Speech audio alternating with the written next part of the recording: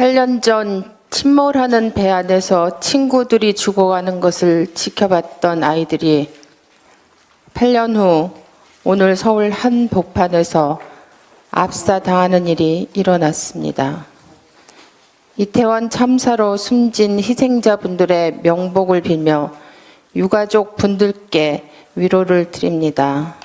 이번 사건으로 정신적 충격과 더불어 깊은 슬픔에 잠긴 국민 여러분들께도 위로 말씀을 드립니다.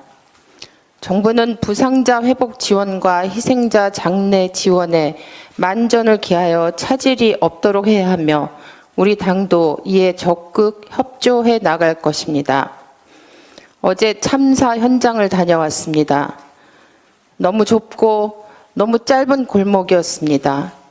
입구 양측에 단 몇 명의 경찰만 배치되었어도 피할 수 있었을 일이었습니다. 아직 참사 진상이 완전히 밝혀진 것은 아닙니다.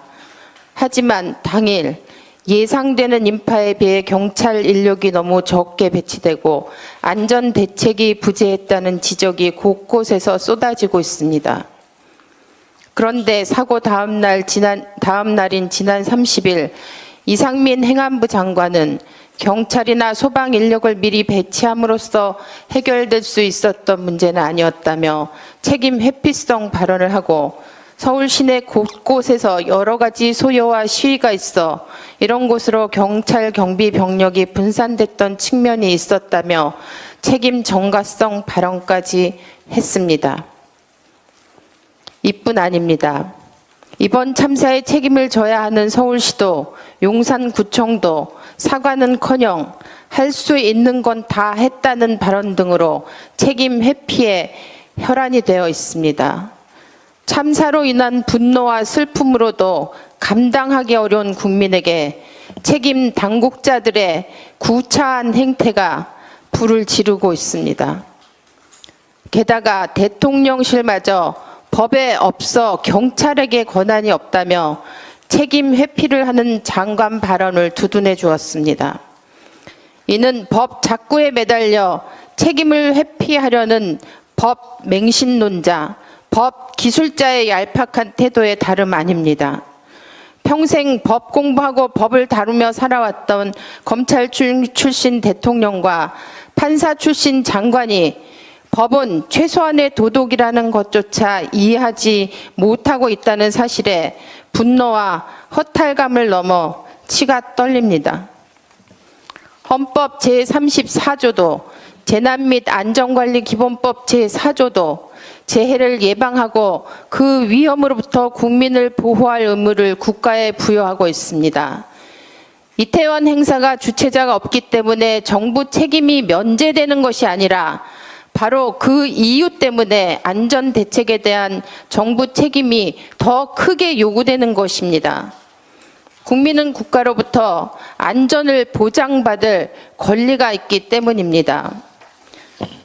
장상윤 교육부 차관은 이태원 사고 관련 긴급 대책 마련을 위한 시도 부교육감 회의에서 11월 5일 개최하려는 중고생 촛불 집회 역시 학생 안전이 우려되는 행사라며 각 시도교육청에서는 우리 학생들의 안전이 위협받지 않도록 필요한 조치를 취해주기 바란다고 요구했습니다.